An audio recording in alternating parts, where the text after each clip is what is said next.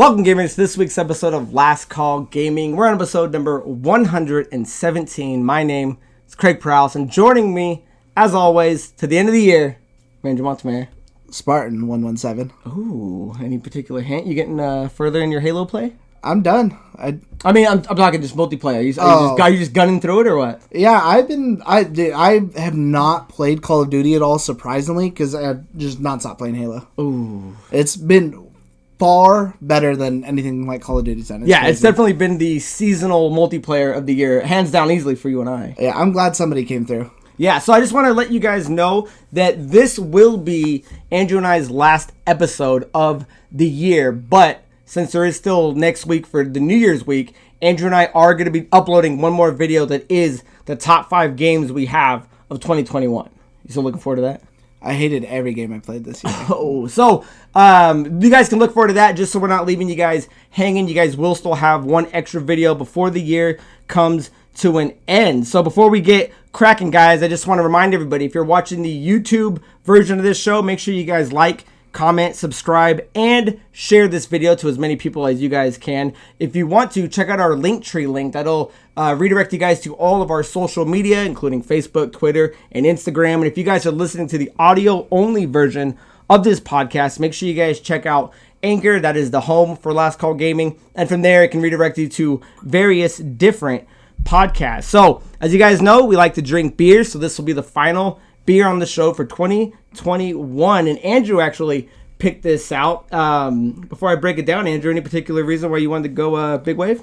We've actually had this beer plenty of times before on the show. Kona Big Wave, of course, always a favorite. I wanted to end the year on something good. I really didn't want to be sitting here trying to be like, oh man, this beer fucking sucks the whole time while trying to go through whatever. So we'll start the new year with something new that we've never had before, but I thought we'd go back to a classic to end the year. Nice. So let me just break it down for you guys. If this is your first episode and you're watching it, this is the Big Wave Golden Ale. We get our information from Beer Advocate. They rank it as 81, which they say is good. I disagree. I say it's excellent.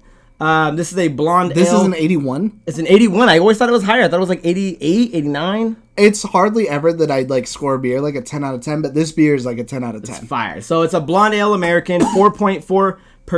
It's done by the Kona Brewing Company in Hawaii, United States. It is a year-round beer, and like Andrew said, it's just a beer that we've loved since the moment we started drinking it. So I like it. It's a perfect note to end on with a fine, crispy tasting beer. Just a little taste of Hawaii from us over here on the mainland.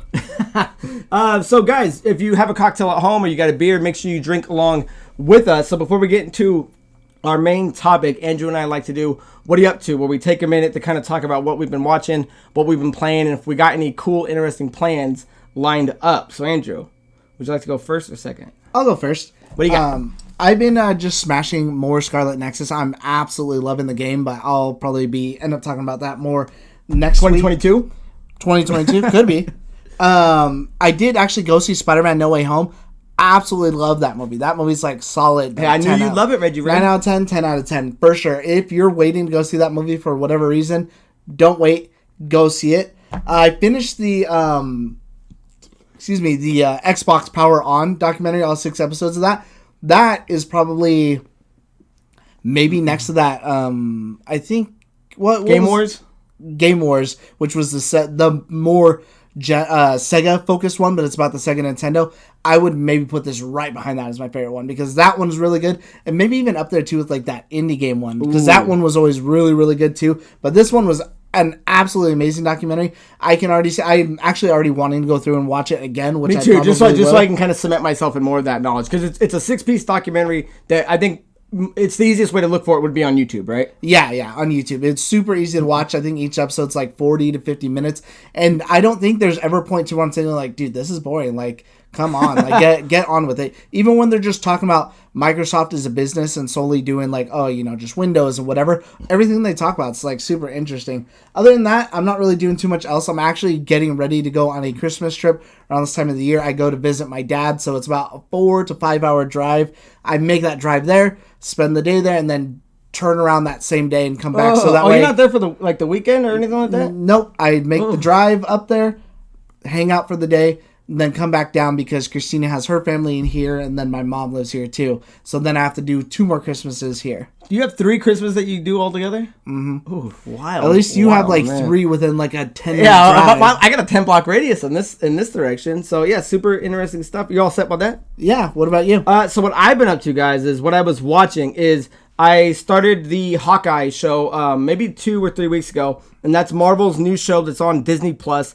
It's well, let me get into it. It's 6 episodes. The finale actually aired today. So if you're someone like, I think Dante was kind of waiting for all 6 to come out, and then you can kind of just knock them out in one day. Yeah, well, when it's 6 episodes and they're 40 minutes apiece, like it's easier to do it that than just kind of piece it week to week. But the story is kind of that this girl named Kate Bishop, who in the comics she's a young Avenger, I believe, but in the show she was actually there on Avengers, when Loki took over and New York was crumbling, and she sees Hawkeye like fighting all the I forget what they're called, the Catheri or whatever they were, Makari or something, whatever it was, I forget. But she sees them, and she kind of realizes that like, oh wow, a person with no superpowers can be an Avenger. So as a kid, she kind of the kind of montages. She learns how to fight. She learns how to be an archer and all this kind of really cool stuff. And then Chitauri, yeah, okay, I know it's something kind of like that. And it gets to the storyline where she somehow, I mean, when you watch the show, you'll see she finds the Ronin outfit. So if you guys are you all caught up with the Avengers, you'll know who Ronin is and how it's tied in with Hawkeye. So now she gets mixed in with the mob, and you meet this really cool character named Echo, who Ronin and Echo have a past, and that's kind of how Hawkeye comes into the fold. He comes to kind of protect her and save her. And I would really consider this a Christmas show. Like he literally, he has like a week, and he told his wife he'll be home for Christmas, which is in 5 days. So the whole show takes place and ends within like this 5-day kind of break. And it's really good. It's a lot better than I thought a Hawkeye show would be. What I'm kind of disappointed in, because it does give you a lot of good surprises, but the ending is just kind of like it feels like we're on our 6th episode, and like we have to tie this up and tie this up and tie this up. So it's kind of like a little let down with that. And then some people take a beating in this show, and I'm talking like should have broken ribs. And I don't like when they get up the next day and they're like happy jolly. They have like a Band-Aid on their face. So for me, it was just kind of hard to let that go. But overall, that's their superpower. I think it's a good show, and I would really like you to go watch it. Take a recommendation from your boy. I'll definitely check it out. It's been kind of on my list, but I also haven't watched Loki yet either. Dude. I'm so behind on everything. Okay, well then maybe this recommendation isn't for you, because I would say keep it canonically and keep it in chronological order. I'm too busy with it. These shooters are making me thirsty. What I'm playing is, again, a lot of Halo. I've been playing that every day, but what is next on my radar is Tiny Tina's Assault on Dragon Keep, which is the one-shot adventure prelude to Tiny Tina's Wonderland that drops March 25th, 2022. And this is kind of like the precursor to it, where you play Brick, Mordecai, and Lilith are the characters.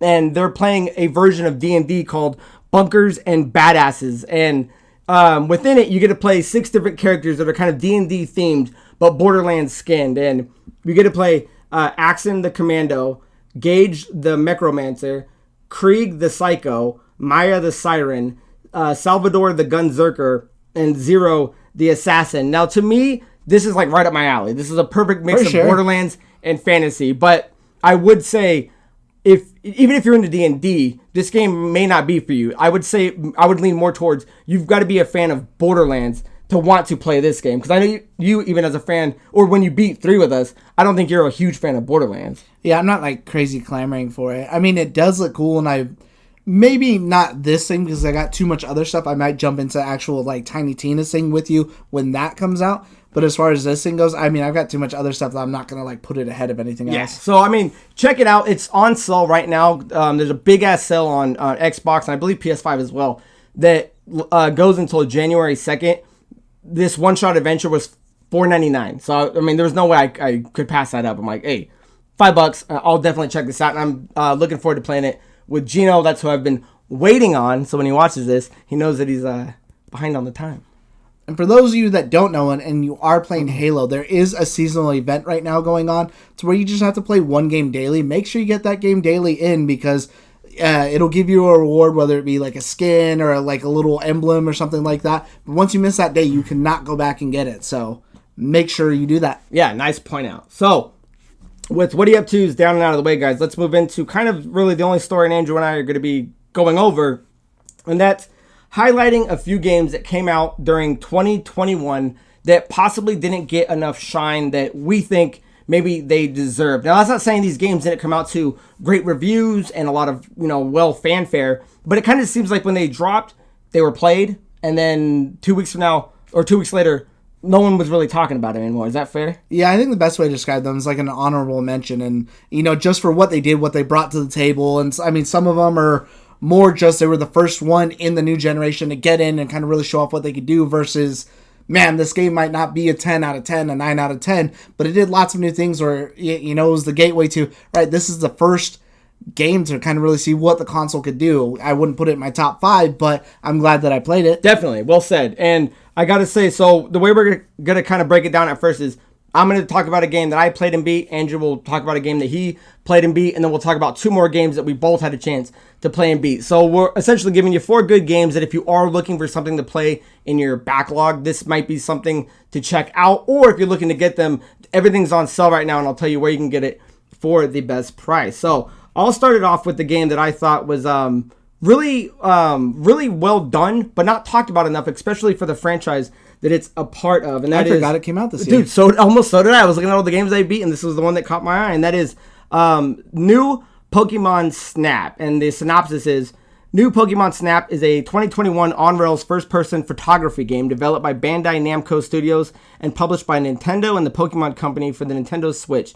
It is a sequel to the 1999 Nintendo 64 game Pokemon Snap, announced in June 20th. It was released on April 30th, 2021. And, I mean, look at a lot of the reviews. It got great reviews. And, again, this is a game that people have been waiting for 22 years. And the reason I wanted to bring it up because everybody always talked about they want the next Pokemon Snap. They want the next Pokemon Snap. And it came, and it kind of went. Yeah. Like, I don't know anyone really besides us that kind of played it. So I want to just kind of point out that, sometimes a simple concept is enough to just be a good game. Like, you don't always need to be beating a boss or fighting enemies. There's something soothing and calming in just kind of strolling down memory lane, for lack of a better term, and just kind of re-interacting with Pokemon and things that environments that because the cool thing is compared to the old one, the storyline's way more heavy.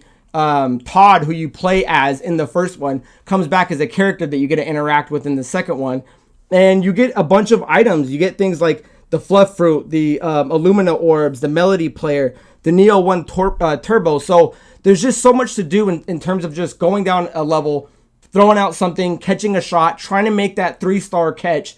And it's almost instead of like, I got to go catch them all, it's like, their motto is you got to snap them all. And I just had a lot of fun playing it. There's something to do in every new level. There's something, once you get far enough, the level will reopen and you can start doing day and night runs. So different Pokemon will be there and different things to see. So not only is it fun to kind of re-explore the level, which you will do multiple times, it's kind of addicting because not only do you want to see the new stuff, you want max stars. So I don't know. I was super impressed with this game. It's a very calm, soothing game that, sometimes that's what you need. If you've been playing a lot of heavy like action or RPGs or just need a break from something, like it's a perfect pause game. It's like, you can beat it within, I think under 10 hours and it's just a lot of fun. I don't know if you got a chance to play it. Did I let you borrow it or did I buy it digitally? I forget. I think you bought it, but I ended up playing like a little bit of it here.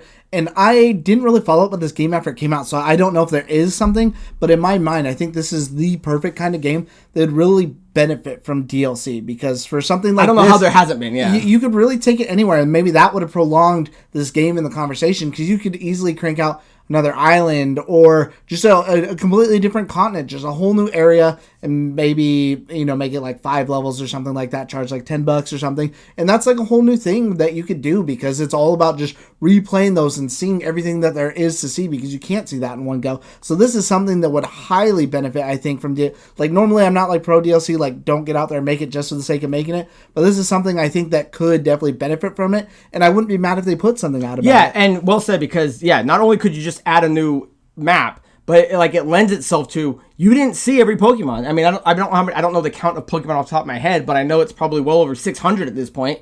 There's not 600 people in this game, so I mean, you could just keep adding and adding and adding, and yeah, it's I'm surprised more people weren't wrapped around this game and talking about it, because it was really, really good to play. Again, like, it wasn't a top 5 of the year, but I'm glad I played it. Nintendo is kind of always known to keep their games at high price, $60. So this game normally is $59.99. I was kind of looking around to see the best place you could, or the best price you could get it for, and unfortunately, the lowest I saw it was eBay at $49.95. Now that's not to say you couldn't find it cheaper if you're doing like an eBay bid, or because I looked online today, Nintendo wasn't having any big sale. So as of right now, $50 is where this game stands. So I don't know if that's the price point for everybody on a game that's not that long to beat. But I don't know. I had a lot of fun playing it, and I would definitely look forward to DLC if they had it. Yeah, definitely. Like, I could easily understand this game being like, if I was Nintendo personally, I would drop for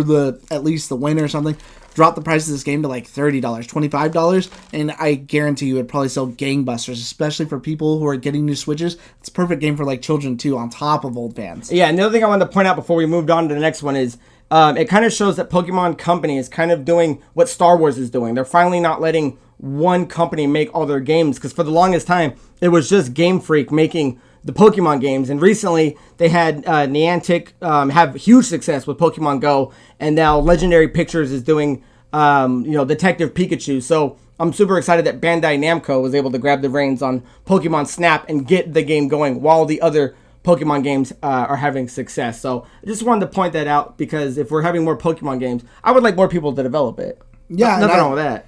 I think Pokemon definitely is like that Star Wars way. It's the world that lends itself to variation. You can do anything. Yeah, definitely. So that's one game to check out that I played and beat. The next game is Andrew's choice, and that was The Medium, which The Medium is a psychological horror video game developed and published by Bloober Team. It was released for Microsoft Windows and Xbox Series X and S on January 28, 2021, and was released for PlayStation 5 on September 3rd, 2021. You can find this currently on the Game Pass if you're an Xbox player, or you can buy it at $49.99, but with the sale that's going on right now, you can get it as low as $39.99. Now, like Andrew was saying, this is one of the big first games that did next gen. It only did Xbox Series and PS5, so I liked that it started to charge, but I only played a little bit of it. This is Andrew's game, so what were your thoughts on it? Yeah, like you said, this game launched as an exclusive, and I want to say this was the first truly next gen game that they were boasting and everything about it,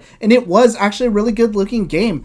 I didn't have any issues. I mean, maybe a couple frame rate issues, but graphically, this was the first game I was like, okay, yeah, you've seen other beautiful games, but just seeing that next gen and having that next gen feeling, maybe not gameplay wise, but I'm like, man, this looks really, really good. You play as Marianne, a psychic detective who keeps having this reoccurring dream, and so you go on this kind of, you're looking through this old, it's like a shutdown asylum in Poland that's haunted, trying to figure out why you're having this dream, the source of your powers. And the really cool thing about it is that you're not just doing it in the human world. You can actually switch over into the soul, dead world, and then everything's kind of almost lined up the same, but a lot of things are different. So it's also not just that sort of horror thriller, but it's also a puzzle game as well too. Yeah. So you have to swap back and forth between I'll just say universes for the sake of the argument. Yeah, just the planes. Yeah, just the planes. You got to swap back and forth between the planes in order to maybe solve a puzzle to get around from A to B, while you're kind of being stalked by this crazy entity that I actually thought was really scary. I kind of don't want to ruin too much of him, but his voice, his acting, everything about it was actually really good. I thought the story was really good. I think the big problems with this game, and maybe why it came out to, I think, as the name would imply, medium-like reviews, is it wasn't very long. It was only kind of about 6 hours long, and there is no combat in this game. This is kind of that... It's a thinking man's game. Yeah, you're going around, you're sneaking around, you're enjoying the story. I guess the second game on this list, Pokemon Snap, where there's no combat, but you could really enjoy the story of this game as you're kind of just skulking around, going through these areas. I thought it was actually really good, especially because it kind of took... I hate in a game where you get collectibles along the way and they don't really do anything. This one really expanded that story and kind of the horrors that the people went through of the areas that you're in. And the way it plays too, if you're a classic horror fan of Resident Evil, this does have that kind of, I don't want to say fixed camera angles, but those kind of weird adaptive camera angles as you're trying to go through. I actually really enjoyed it. I think that I maybe I enjoyed it more too because it did launch on the Game Pass. Normally, I think this game is about $50. I felt like this game probably should have launched at $30 and would have fared better because I seen that was a lot of people's arguments, and I think it's really hard to make the argument of what I paid for a game versus the enjoyment I got out of it. Does that equate to how long it took me to get my fulfillment into something? But I think at $20, this would have been a perfect game. But again, at Game Pass for free, I would definitely recommend trying it. I mean, I know you played it. How did you like your, time in it? I think you made it about halfway through. Yeah, I loved it. I started playing it. I got to the point where, again, I won't spoil anything, but you get chased by something that's very horrific. And I got to around there a little bit after that. I forget what came out after that, and it may have been the next game we're going to talk about that kind of took me away from it. I think so. I just started playing something else, and I never got back to it. But I feel like Andrew's 100% correct. This thing was just kind of unfortunately overlooked because it was maybe a little overpriced. Because people unfortunately equate length of time gameplay versus quality of the game. I think it's two bigger hindrances. And when you look at the game on its surface, like, that's not bad. You don't need every game to be 20 hours, 40 hours plus if it's a good game. But I think what a lot of people were kind of eyeballing and kind of knocked it down some pegs is because it was so early in the next gen society of games that I think they were shoehorning it into the box that, it still looks last gen. And I don't think that's fair. I think it did a lot of cool looking things, especially when you're able to split between the two planes and do the puzzle solving. Was it anything new that we've seen before? No, but I think they did a really good way of showing it. And I mean, this is Blooper, man. I think they made a really solid game. The fact that this thing got talked about in such a negative way with those three categories, I don't know if those are fair boxes to check to equate that the game wasn't good. You know what I mean? Like, the game is fine. It runs at a good time. It's a good puzzle solver. It's a good horror, kind of thriller game if that's what you're into. So yeah, I completely agree with Andrew that solid game. I don't think it got the attention that it deserved. I think I also kind of took it at value as this is a game that seems like it would be better as you take it. Okay, this is the first one. This was their first time at doing something like this, especially coming off of Layers of Fear, where you're really just walking. That, all right, the sequel could be that much better. This gave you that Silent Hill vibes when you really don't have anything like that. I mean, if you really want any more like in depth, I did do like a review on there. Be gentle, it is my first one that I ever did, but definitely go check it out and watch it. And I have I think 10, 11 minutes where I do like a breakdown of all the positives, negatives, what I did like. So if you want something a little more in depth that maybe may change your mind, I would say if you're looking for something quick, like a nice little 6-hour banger, this game, I still enjoy it, and I stand by what I said when it came out. Yeah, definitely. So definitely, guys, go check that out. So that's Andrew's game. Mine was the new Pokemon Snap. The next two games, I think, could easily contend for some Game of the Year spots. Now, maybe not for everybody, but between the two of us, we played both of these, and I think we kind of rated them pretty high. So the first one I want to get into is the game Outriders. Now, Outriders is an online-only cooperative action role-playing third-person video game developed by People Can Fly and published by Square Enix's European subsidiary.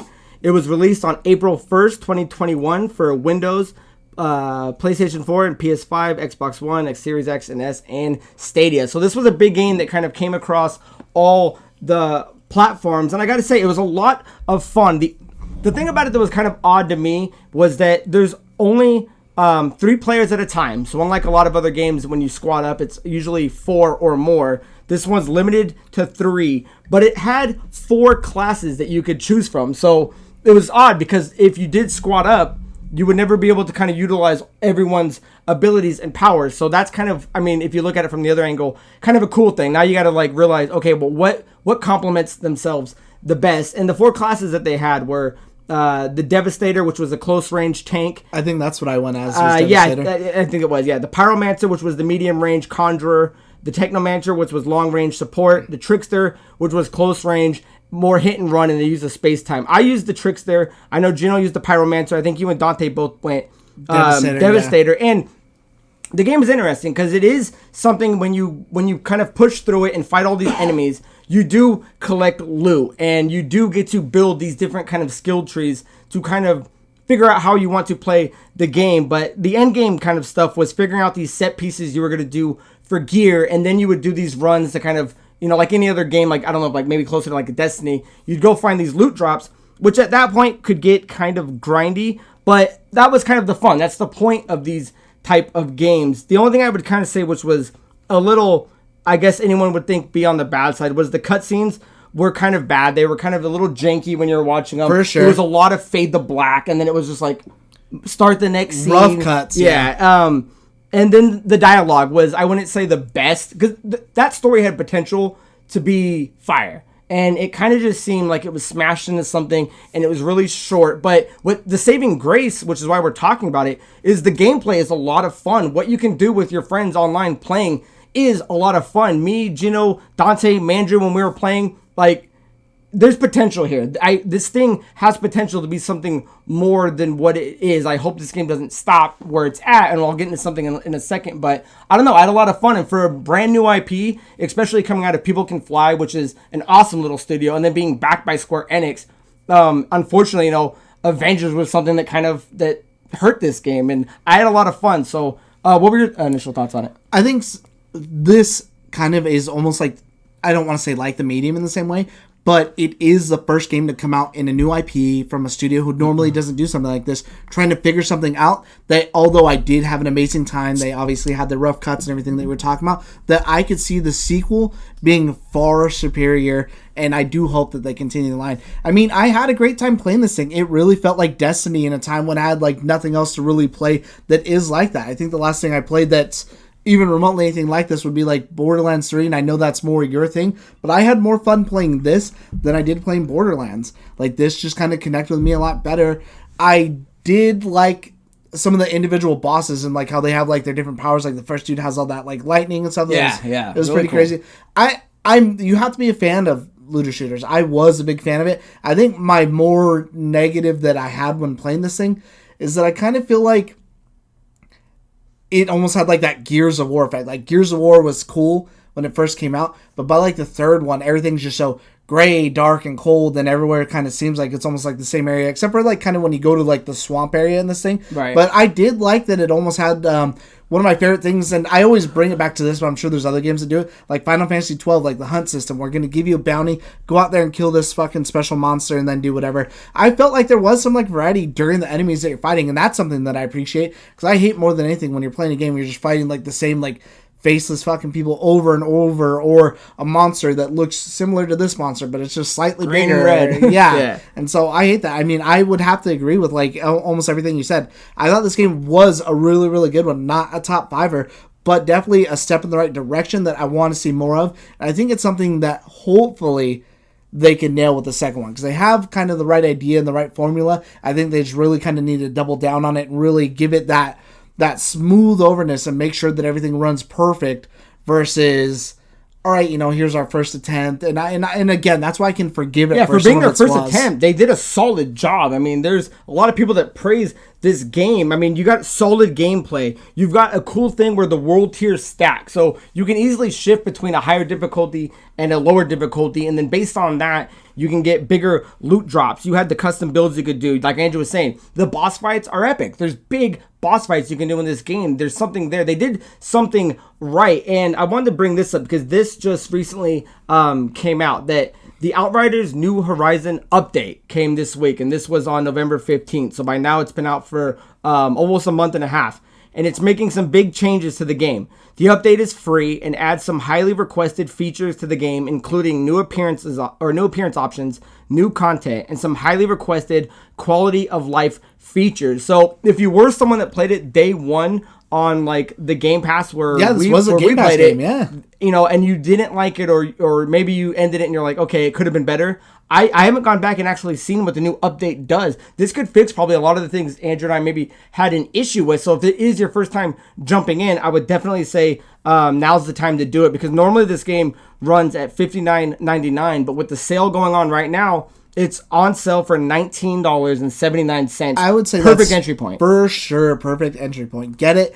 Convince a couple of your friends to do it, at least 2 other ones, and then just run it as a group. That could be your weekly, your nightly, whatever game, because playing this, again, just like Destiny, you have that camaraderie. I had so much fun. Like, hey, let's link up. Let's do whatever. Each person's doing like their own thing, trying to fight this guy.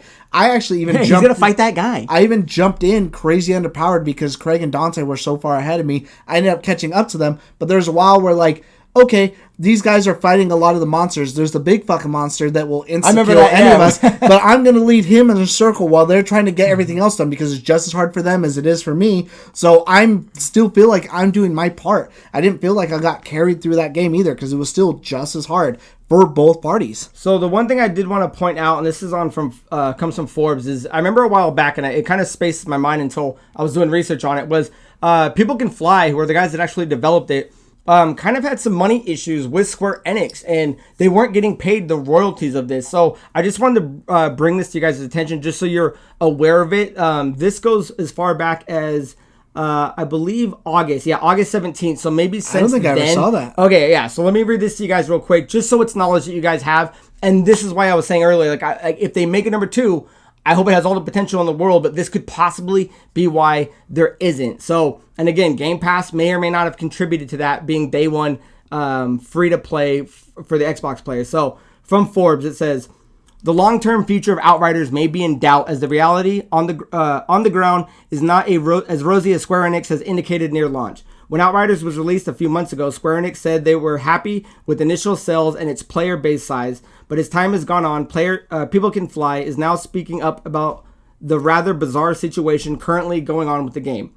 In a message on their investor website via IGN, People Can Fly has said they don't actually know how many copies Outriders has sold. They are guessing around 2 to 3 million, but they have not gotten any actual figures from Square Enix itself. The other problem, the game does not appear to be profitable yet. The reason they're talking about this with investors at all is because this month they were supposed to earn royalties on the game paid by Square Enix, but they didn't, indicating the game had not yet recouped its development, QA, and marketing costs, so People Can Fly has earned no royalties from this game. And I remember reading that and I was like, that's insane that this game came out, got, pretty decent reviews. I mean, it had its haters, but a company as big as Square Enix, like, it's August. This game came out in January. And again, this is when the report came out. Maybe it's been settled since then, but August was only a few months ago. The fact that this game hasn't made its money back yet, at least in terms of the development team being able to pay for what they've made, is kind of disheartening and could lead to a lot of cancellations. I wonder if some things like this that come in with a new IP, because it's not like, I don't remember there being like epic commercials or anything like Destiny hyping up this fucking or thing. Anthem. Let's take Anthem, for example. Like, yeah. You saw Anthem everywhere, and that failed. Yeah, and when Destiny came out, that's coming off of Bungie. Everyone was dying to see what the next Bungie game was because they had Halo. People Can Fly, I don't really know what else they do, but I think maybe this is a game that also could have, and maybe going in the future, that's what some people need to decide is, hey, we're a new IP and we don't know how well it's going to do, but we think we have something great here. Let's just bite the bullet on the first game. Let's launch this game at $30 and then try to hopefully make our money back over sales potential, selling a lot more, because you're going to get a lot more people at 30 than you are at 60, a lot more people than you are at 70, that you might be able to make that up, and it might take more additional sales, but you might hook more people like that, and maybe that would have been a better alternative for something brand new like that, because I hate that people blame the Game Pass, and it may have something to do with it, but at the end of the day, they are compensated, so that was an agreed amount upon somebody. I was going to say that so too, that's, yeah. And even if, let's say... that deal was made. Yeah, let's say Microsoft only offered them $100, that's not on Microsoft, that's on Square or whoever it was that took that deal. Yeah, that whoever it is that took that deal, that's on them at the end of the day. Yeah, so I just wanted to point out, since Andrew brought it up, I just kind of want to ring a bell. What they're known for doing is the Painkiller series. They did work on Gears of War, Bulletstorm, Gears of War Judgment, Fortnite, and then Outriders. And then within that, other versions of Bulletstorm and Gears and stuff like that. So, I mean, they know their way around a shooter. So, I mean, I hope that they have a bright future ahead of them, because I really like the game. But yeah, isn't that kind of odd? Especially that they have this mix up with Square Enix, of being that they're not getting paid for their royalties as late as August when the game came out in January, when a lot of games, especially look at Cyberpunk, made all their money back in pre-orders. You know what I mean? So it's really kind of difficult. It's a hard pill to swallow when your game is almost going on 9 months and you haven't seen a dime. We haven't seen no nickers or no dimes yet, so that hurts. Yeah, and again, I don't remember it being bad, but I also don't remember any sort of marketing for this game. I kind of remember like seeing a couple of commercials here and there, but I don't remember seeing like a big push or anything for it. So that, again, that's why, okay, if we're not going to spend whatever on the marketing, maybe we should sell this at a little less than the competitors or whatever else is coming around the corner, and hopefully get more sales over time versus up front. Yeah, so I would say if you guys played it before once upon a time, check it out again. The update is free and it's going to have a lot of cool stuff. If you guys have never played it before, now's the time to get it at just under $20 before tax. So the final game we want to talk about, guys, is, and I would say out of the four, is probably Game of the Year material. Yeah, the most well known.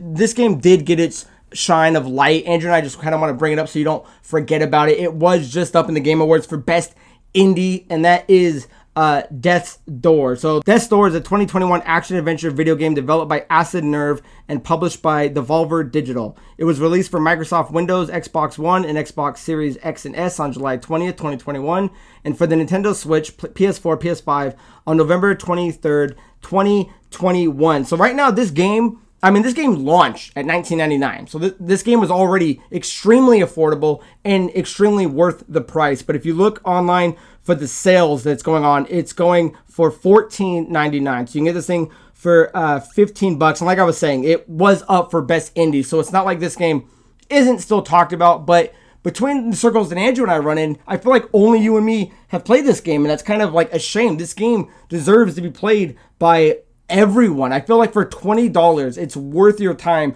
to at least check out and see what these guys are up to. So I know this game literally almost made our top 5, which you guys can see next week. But I mean, what were your overall thoughts of D-Door, bro? Because I mean, me and you both, I remember playing it and being like, dude, this is awesome, man. This game has everything. Remind me at the end that, or when we're kind of done both going on about this game, I do have a question for you. I wrote it down on my paper here so I don't forget. Cute. But this game was in my top 5.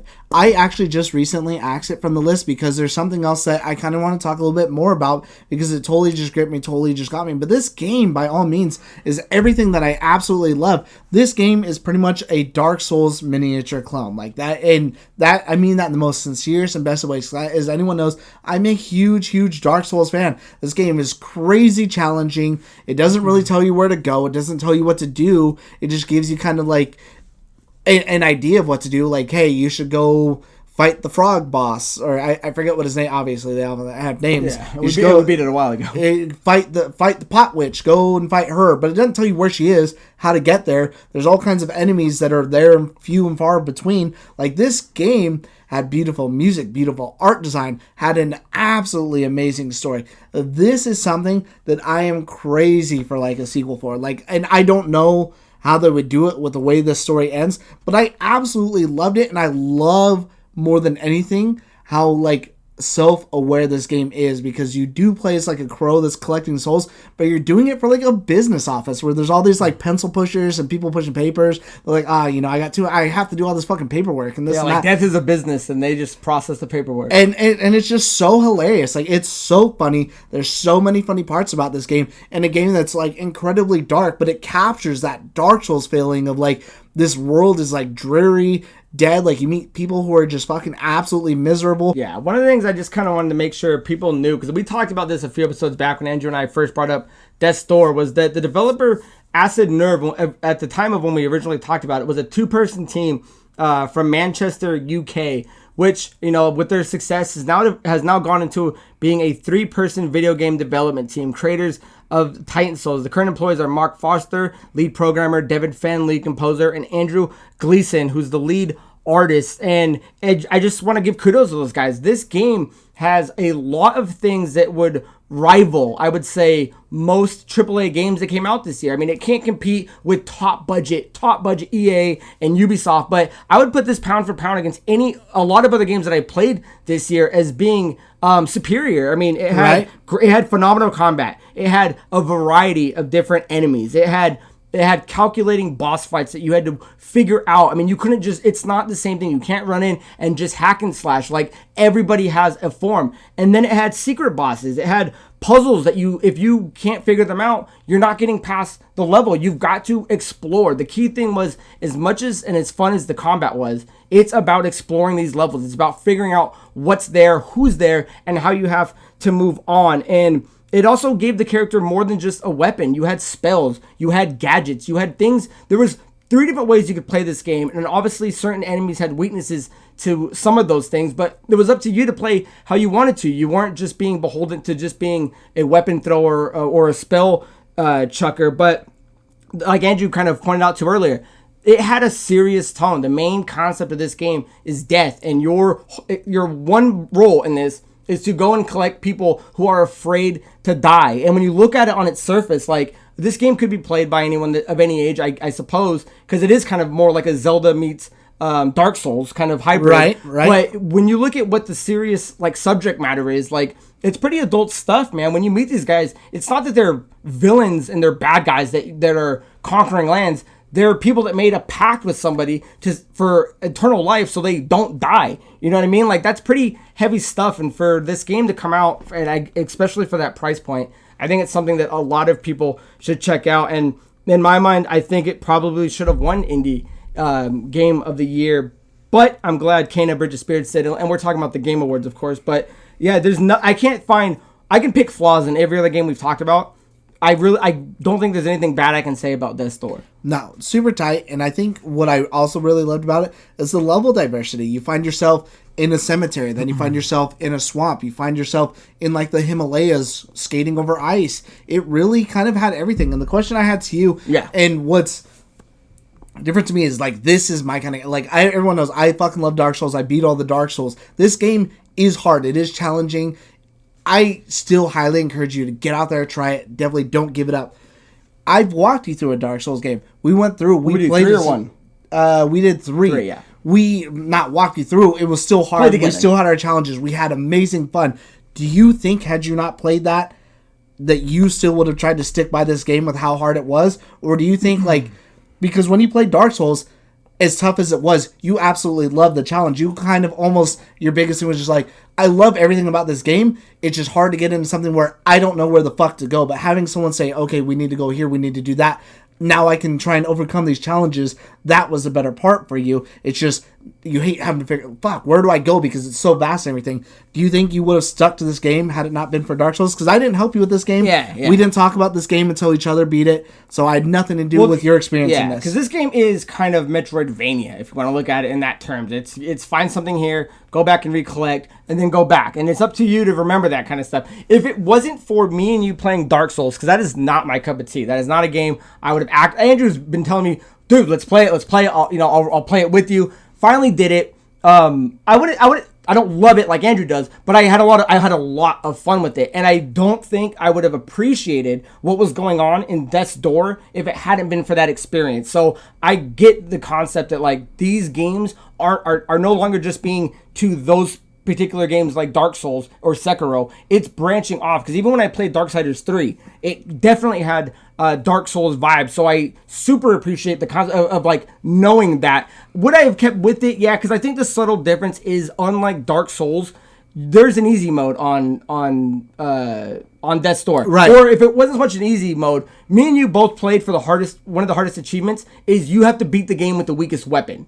You don't have to do that. Yeah. If you could play the game with all the weapons and play it as strong as possible, then I don't think it's as difficult as somebody who's never played a Dark Souls game being. So I think this game, and let me tell you if this makes sense. This would almost be a nice T-ball for someone who's ready to go to the major leagues. Like, this would be a good game to start with. If you're like, you know what, I kind of want to play Dark Souls, but I know that's crazy hard. Let me kind of experiment with what Dark Souls can do in terms of fighting bosses and getting killed and respawning way far back and re-experiencing a dungeon. I think it's a perfect game to start with. I agree. Would I have stayed with it? Probably, because in my mind, it's more Metroidvania, which I can wrap my head around, versus like hard Dark Souls, which I'll probably never play again without you. Right, so, right. Is that fair? Yeah, no, I completely understand. I do like seeing more things like this, that even on easy, that it still is a crazy challenge. Yeah. That I love seeing something that's unapologetically hard, that's here. We made this.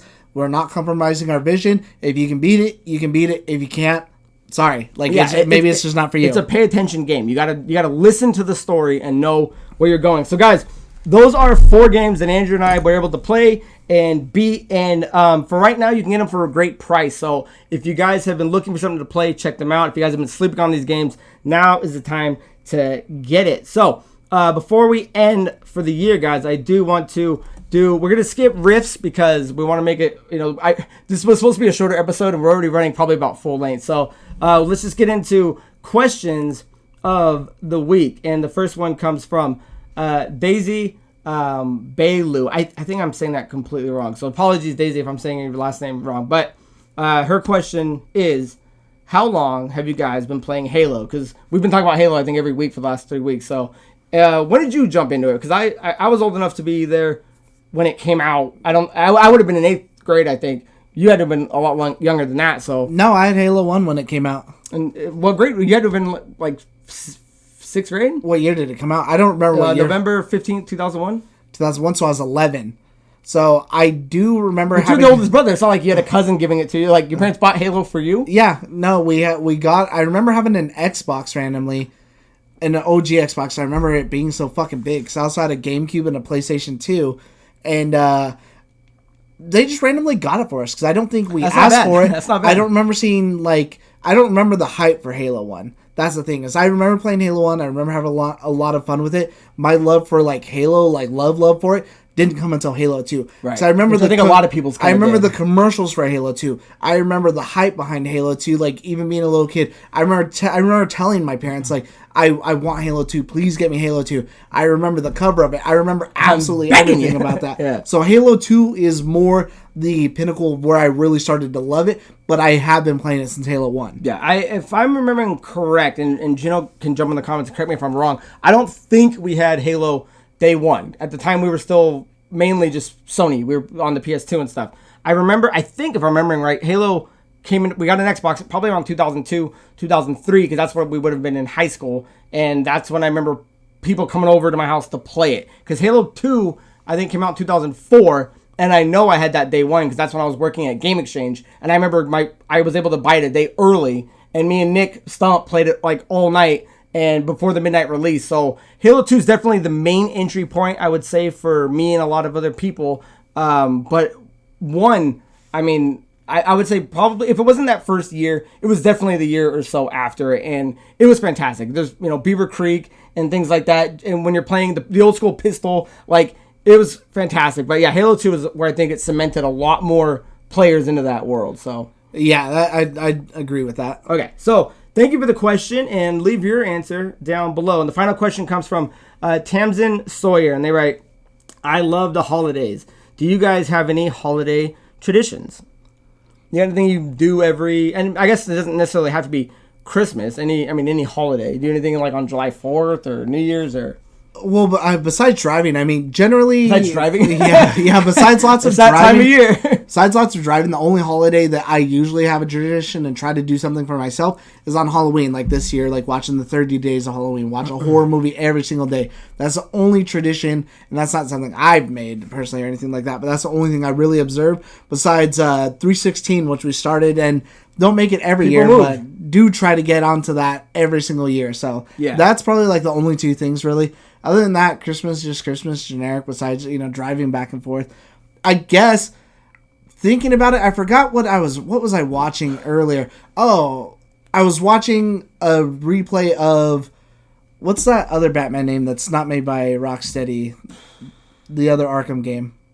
Oh, Arkham Knight? No, the other one, the prequel. Oh, Origins. I can't think of the name. Arkham Origins, yeah, duh. So Arkham Origins, I was thinking about it earlier. So when you're fighting the Joker in that game, he said, in my house, we have a Christmas tradition that you open one present early on Christmas Eve. And I really thought about it. I was like, wow, like, I wonder if that's really not a thing. I thought everybody did that. And I was going to ask you, do you do that? But that was something that I always had with my father. Arkham Origins. So going to my dad's house, we always got to pick out one present out of the present pile and open it early on Christmas Eve. And the one that I remember the most was I was fucking stuck. And it's crazy, too, because when the game came out, people still couldn't understand the puzzle, so it was just as hard. Is on Link's Awakening, when you're playing it, there's a room where you have to kill the enemies in a certain order. But it's not, I don't know if it's in the booklet or anything like that, but it doesn't tell you the name of the enemies. But it uses it in the puzzle. It says Stalfos, Keys, and Pulse voice, Snow voice, something like Kid's that. name dropping on me. Which is the enemies. And I was stuck on that fucking forever. And I remember on Christmas seeing something that looked like a book. And I was like, okay, I'll open this. I really hope it's like a guide or something. And it was the guide for Legend of Zelda. And that's why I have never forgotten that puzzle. Because I was fucking stuck on that. And I remember as a kid trying everything, and I just thought it was funnier when the game got remade for the Switch that people were stuck on that same fucking puzzle because it does not tell you the name of the enemies. I'm like, good, I'm glad that it wasn't just a stupid fucking kid and didn't get it, that it's transcending time now. Yeah, I like that. I actually didn't really think about the open a present at midnight. I'm sure. Do you do that? No, not at midnight. You literally 8 p.m. the next day. Oh. No, I don't know. I mean, you open it very early. You do not do it at midnight. It would mainly be the morning. You wake up, you open your present. But I'm sure as a kid at some point, there'd be, depending on my age, it was like, oh, you can open one the night before or something like that. But I wouldn't say it was a tradition. I don't think there's really a main holiday tradition that I have outside of going to certain houses on like Thanksgiving. Like that would be a tradition. But for Christmas, the main thing that I forget how it came into our lives, but me, Dante, and Deandra have been watching Love Actually for like every year and I forget how many years, and I forget how this started, but we have to do it at some point during December. And if none of you guys have seen it, it's a pretty high cast list of characters. It's kind of like a Christmas version of like a Tarantino movie where all the storylines kind of crisscross. So you'll be watching one story and they're like, oh, it's the brother of this guy. Oh, they're best friends. Oh, it's this. But it's got people like Hugh Grant, Liam Neeson, Colin Firth, Bill Nighy, Emma Thompson. It's like a rom-com, isn't it? Martin Freeman, Keira Knightley, who's Andrew Lincoln. Keira Knightley is the reason why I keep watching this thing every year. But I would say that'd just be a staple. It's like anyone that wants to watch Home Alone every year or Christmas Story every year. Like I watch Jingle All the Way, by myself, whether or not anyone's around. But Love Actually is something I do with friends that we make sure we set time apart for, pick a day out, make sure everyone can do it, and watch the movie. And I don't know, I would say that's probably really the only diehard thing I do for holidays. So thank you for the question. Make sure you leave your answer down below, guys. So this is, again, just to reiterate, this is our last episode for the year for Last Call Gaming, but Andrew and I will have our top 5 video games of 2021 for next week, so you guys aren't left with nothing at the end of the holidays. And we will see you guys in 2022 on episode 118. So until next year, my name is Craig Perales, and that is Mandra Montemayor. Cheers. Merry Christmas.